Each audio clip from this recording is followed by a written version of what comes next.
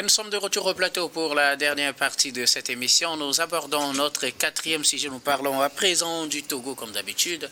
L'Assemblée nationale adopte le budget 2026. L'Assemblée nationale du Togo a adopté et réuni d'abord en séance plénière ce mardi 9 décembre, a adopté le budget exercice 2026, maintenant avec une assemblée bicamérale ou bien un parlement bicaméral. Après l'Assemblée, le dossier est sur la table des sénateurs, mais en attendant, au niveau de l'Assemblée, il a été fixé, équilibré en recettes et en dépenses à 2 751 milliards 542 015 000 francs CFA. Et c'est le budget, en tout cas, validé par les députés. Il y a une petite progression par rapport au budget de l'année dernière et aussi un peu une légère hausse par rapport à ce que le gouvernement a proposé. On sait il y a une hausse de 11 milliards de plus par rapport au travail fait par les députés et aux ajustements apportés. Ainsi, 48% de ce budget est consacré aux secteurs sociaux, essentiellement la santé et l'éducation, l'accès à l'eau potable, l'énergie et la protection sociale. Nous en parlons avec nos invités, vous le savez, pour le quatrième sujet. La parole est à qui veut la prendre en premier pour ses analyses et ses observations. Chers invités, la parole est à vous aujourd'hui, comme quelques rares fois, nous allons parler finances. Mais le droit d'aînesse oblige. Ok, on laisse la parole aux aînés. Non, je crois que c'est un bel exercice que les députés ont fait hier et en adoptant ce projet de loi de finances ou de budget de l'État exercice 2026. Donc, je crois que c'est un acte majeur qui dépasse les chiffres et surtout les tableaux budgétaires pour s'inscrire dans une vision, dans une logique politique et stratégique de la gestion du pays. Donc c'est une ambition exprimée par ceux qui ont bâti ce projet de budget qui a été voté, qui se reflète, cette ambition, disais-je, se reflète dans le projet de loi de finances. Cela épouse cette vision du président du Conseil lorsqu'il s'était adressé à la nation togolaise dans son exercice de la dernière fois, le discours sur l'état de la nation. Fort Sosinan Nyasingbe disait, je cite, « Agir avec responsabilité et audace pour bâtir un Togo résilient, inclusif et prospère. » Donc là, je crois que la barre a été mise assez haute. Et également, si nous considérons les trois priorités déclinées dans ce discours sur l'état de la nation à travers protéger, rassembler et transformer, cela va sans dire que si nous sommes bien conscients que notre économie continue de démontrer une certaine résilience remarquable face aux incertitudes mondiales avec un taux de croissance qui dépasse les 6% sur la période 2024-2026 et une maîtrise de l'inflation à 3%, ce qui est conforme aux normes de l'UMOA. Donc il faut, sans langue de bois, avec humilité, reconnaître le sens de responsabilité en matière de transparence et d'équité dans la gestion des deniers publics. C'est ce à quoi nous appelons nos dirigeants. Il y a déjà cette prise de conscience. Maintenant, il y a également ce focus qui est mis sur les enjeux économiques, sociaux et environnementaux. Et également dans ce budget, on lit clairement que des investissements stratégiques seront faits dans les secteurs clés dont tu viens de donner une partie de la liste et avec les nouvelles mesures socio-économiques qui sont prévues pour le budget 2026. Si cela est suivi religieusement, je crois que ça fera le bonheur et le plaisir des populations togolaises. Et pour chuter, parlant toujours de ces mesures nouvelles qui sont destinées à soutenir les produits locaux d'élevage. Donc il faut également insister là-dessus lorsqu'on fait une lecture de ce budget ou bien de cette loi de finances 2026. Donc il faut rappeler ces nouvelles mesures qui sont destinées à soutenir les produits locaux d'élevage et de pêche ainsi que les initiatives qui visent à faciliter le recrutement des personnes en situation de handicap. Il y a quelques semaines, nous avons, lorsque le gouvernement a adopté le projet de budget, nous en avons parlé. En grosso modo, faut insister que ce budget voté par l'Assemblée fait la promotion de l'inclusion sociale et économique. Et comme tu l'as dit dans ton développement, c'est une fois son adoption par l'Assemblée nationale, cela partira au Sénat, ça reviendra à l'Assemblée nationale pour son adoption définitive. Et nous osons croire que cela va se faire avec diligence pour aboutir à cette promulgation de ce budget exercice 2026 par le président du Conseil. Merci beaucoup à vous. Credo Tété de Louis Kamako et Robert Kossigan à côté. Il ne sait pas qui veut aller à la suite de Credo Tété. Le budget, en tout cas, est adopté par l'Assemblée nationale. On attend les autres étapes.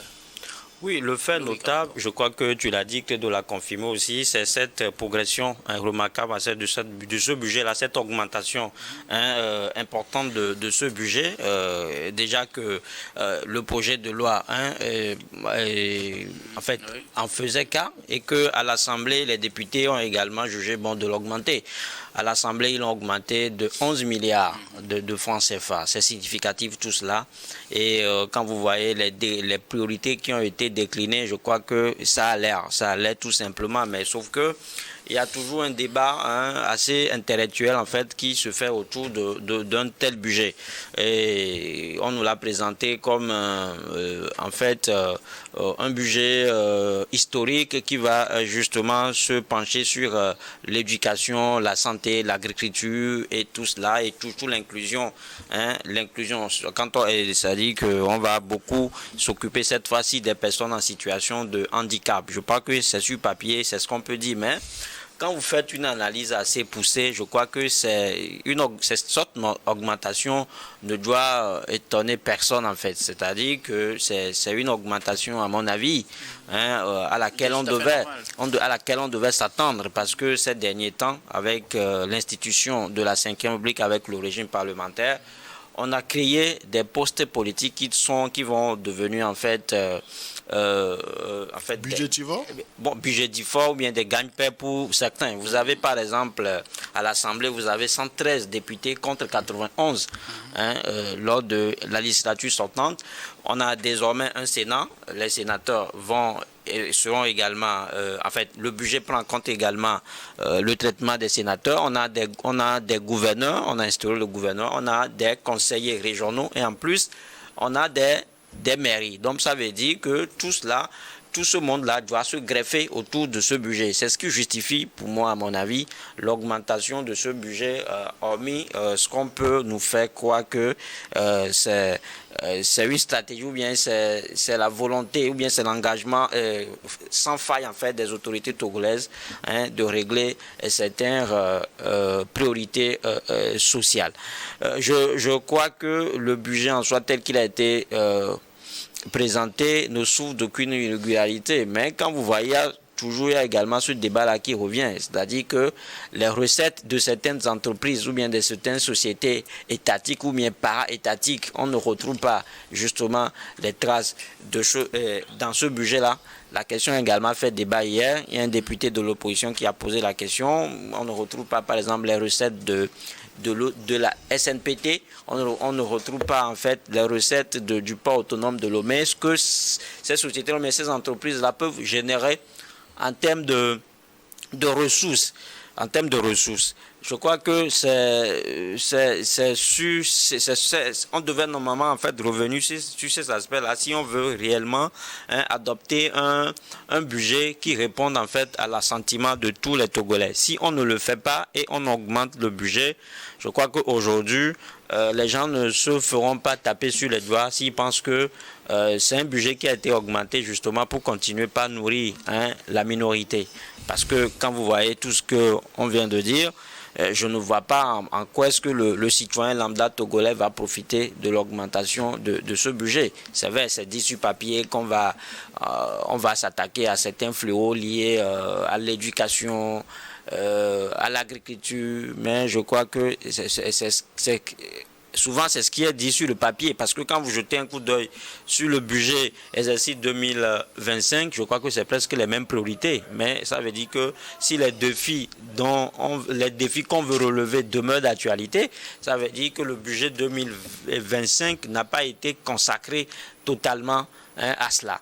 Donc, ça veut, on peut pas, il faut qu'on sorte de ce langage-là, de ce atermoiement, qui fait croire que si on ne le fait pas aujourd'hui, demain on va le croire. Ce qu'on veut, c'est qu'on ait un budget qui s'augmente. Mais quand le budget s'augmente, il faut que ça se ressente en fait dans le quotidien de tous les Togolais. Aujourd'hui, les Togolais n'ont pas un pouvoir d'achat assez bas.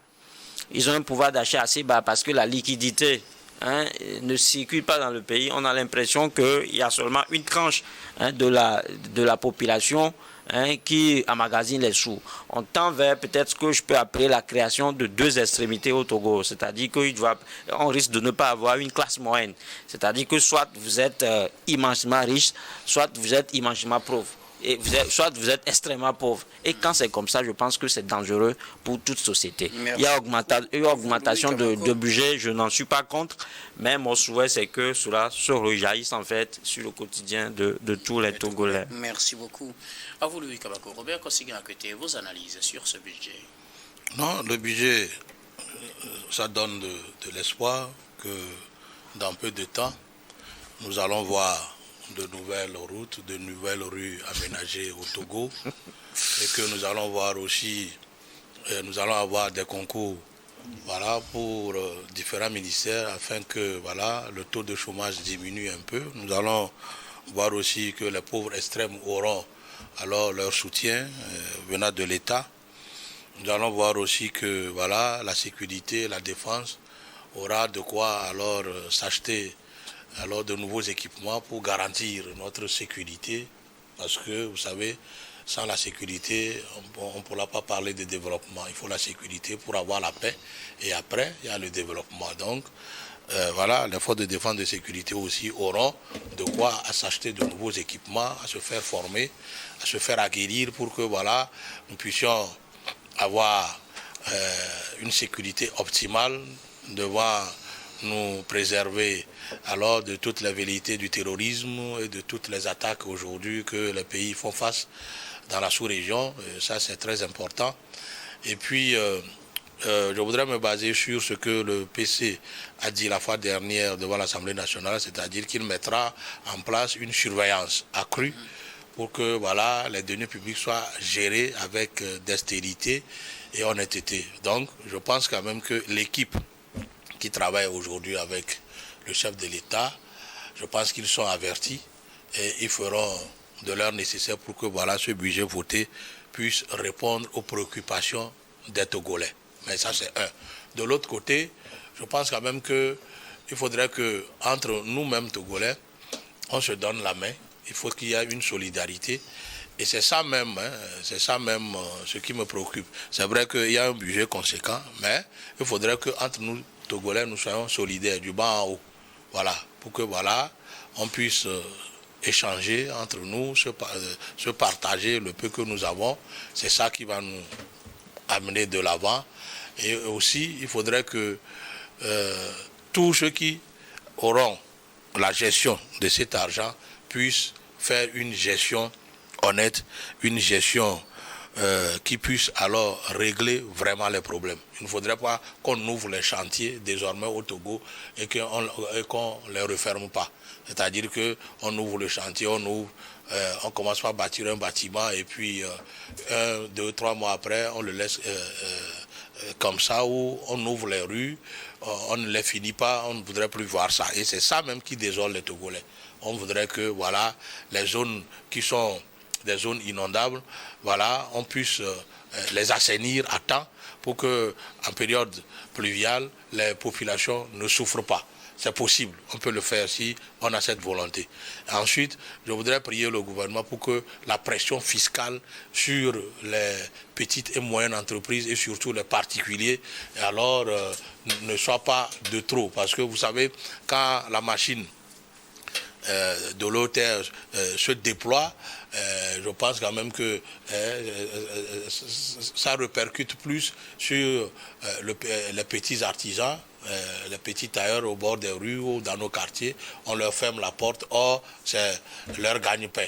Je voudrais que la pression fiscale soit allégée, et je voudrais aussi au niveau du port, voilà, qu'on allège un peu les taxes et qu'on écoute aussi l'association des transitaires pour que voilà, eux aussi, parce que quand ça marche pour les transitaires, le bas peuple ressent les retombées. Alors il faudrait qu'on trouve alors des solutions pour les transitaires aussi pour que voilà, leurs conditions de vie et de travail soient améliorées au grand bonheur de nos populations. C'est très important. Merci beaucoup. À vous, c'est pas Credo. Oui, Credo, vous lâchez. Oui, non, mais je voudrais juste essayer d'apporter de la lumière à mon cher ami Louis Kamako, parce que dans les 2751 milliards 552 millions 015 000 francs CFA qui constituent le budget exercice 2026. Je crois que les priorités, les enjeux, c'est beaucoup plus socio-économique. Et dans ce budget, si nous considérons à peine nous aurons 1% qui va servir à supporter les charges des députés et puis des sénateurs. Donc, ce budget n'est pas consacré à supporter ces charges, mais à développer le pays. Ce à quoi nous devons inviter ceux qui font dans la surveillance de l'exécution des budgets et puis des projets, c'est qu'il y ait que le président du Conseil soit rigoureux là-dessus et que son comité de surveillance soit intransigeant pour que les fonds qui seront alloués à ces différents projets soient utilisés à bon escient. S'il y a un maillon faible qui est dans la chaîne, donc que ce maillon faible soit reconnu et puis dégagé, et s'il le faut, sanctionner cela, parce que on a besoin dans un régime parlementaire. Et le président du Conseil l'a dit la dernière fois devant le Congrès que c'est une république de résultats que nous voulons désormais. Si on veut avoir des résultats, c'est que chacun doit jouer sa partition. C'est comme si nous sommes en face d'une portée musicale où chaque note a sa valeur sonore. Donc il va falloir inviter tout un chacun à un exercice rigoureux dans l'exécution de ce budget. Et je crois que je vais revenir dans mon mot de fin sur un aspect développé par Robert Kossigand quand il a touché du doigt le travail réel que devrait faire l'Office togolais des recettes. Merci beaucoup à vous tous pour vos contributions. Je ne sais pas si Louis veut ajouter quelque chose. Non, mais moi, je l'ai dit tout à l'heure, c'est-à-dire qu'il faut que ce budget-là, s'il peut au moins changer le quotidien des Togolais, ça me fait plaisir, parce que vous êtes au pays, vous ne me démentirez pas quand je dis que les Togolais actuellement tirent le diable à la queue, et ça, c'est quelque chose que j'ai l'habitude de dire quand je trouve l'opportunité, parce qu'on a l'impression que l'argent, en fait, ne circule pas dans le pays, je le dis toujours. C'est ce qui justifie peut-être aujourd'hui cette volonté-là affichée au niveau de tous les jeunes qui n'ont d'autre projet que de quitter le pays. Ça veut dire simplement qu'à leur niveau, ça ne marche pas. Vous prenez le budget, on parle de l'exonération de certaines taxes. Ces exonérations-là sont contenues, ont été mentionnées, ce sont des mesures qui ont été prises l'année dernière, mais dans l'application, je pense que c'est autre chose carrément. On dit que 5% des marchés seront justement accordés aux jeunes et que l'État va accompagner les jeunes entreprises. L'État ne va pas justement traquer les entreprises en difficulté ou bien les jeunes entrepreneurs, mais je crois que tout cela a du mal à se traduire dans la réalité. Nous sommes des jeunes, nous sommes des entrepreneurs et nous savons à peu près ce que nous vivons au quotidien. Donc c'est pour ça que je dis qu'il faudrait que, au-delà du discours, qu'on arrive justement à mettre dans la pratique ce qui a été dit. Sinon, le budget, moi je l'ai dit, tel que conçu, ça ne va que profiter en fait à une certaine minorité. Quand on dit qu'on va accompagner aujourd'hui ceux qui font l'élevage, ceux qui font la pêche et tout, je ne vois pas quelle est la portion de la population, quel est le nombre de Togolais justement la proportion de Togolais ou bien le nombre de Togolais justement qui s'adonnent à ce genre d'activité. Il faut justement qu'on consacre le budget à des secteurs porteurs, porteurs de grande nature. Par exemple, quelqu'un disait que quand on ouvre les chantiers, il faut qu'on les termine. C'est en cela que je vais justement rejoindre ceux qui pensent que les députés doivent renforcer leur contrôle de l'action gouvernementale. Il faut que de temps en temps, ils essaient justement d'interpeller les ministres à chaque fois qu'ils constatent qu'il y a des dérapage. Il y a certaines sociétés dans ce pays, moi j'ai toujours dit, dont on n'a jamais entendu parler des recettes qu'ils font, ils sont jamais dans la réduction des comptes. Quand on fait un budget aussi, il doit avoir justement parfois des réductions de comptes, il doit avoir ce qu'on fait avec l'argent et ce qu'on n'a pas fait avec l'argent. Il y a pas mal de, je dirais pas, mais il y a pas mal de choses qui se font avec notre argent et que personne n'est tenu au courant. Donc je crois qu'à un moment donné, il faut qu'on revienne comme cela te doit pour mettre en exergue ce qu'on peut appeler la bonne gouvernance. La bonne gouvernance, c'est aussi ça, c'est la culture de la reddition des comptes. C'est d'amener tous les Togolais à savoir comment leur fonds est géré pour que les services d'impôt, bien les services de recouvrement n'aient pas de difficultés sur le terrain. Merci beaucoup à vous tous pour vos contributions. Nous arrivons pratiquement à la fin de ce numéro de Regard Croisé. Mais avant de nous séparer, notre habituel dernier tour d'étape, ce sera pour vos mots de fin sur un sujet de votre choix. Je commence par vous, Robert Kossigan, à côté. Oui, je voudrais remercier le PC pour avoir permis à ce que l'hôpital de Tablibo devienne un centre hospitalier préfectoral. Depuis 1960, nous avons un hôpital qui n'a jamais eu de bloc opératoire, mais grâce aux efforts et au management du PC, les deux plus grandes usines de fabrication de ciment ont aidé la préfecture de Yorto à avoir un bloc opératoire, un service de radiologie, un service de laboratoire renforcé et innové, avec les appareils de dernière génération. Je voudrais tirer un chapeau au PC et je voudrais aussi inviter les autorités compétentes pour que on élargisse un peu le comité de COGERES.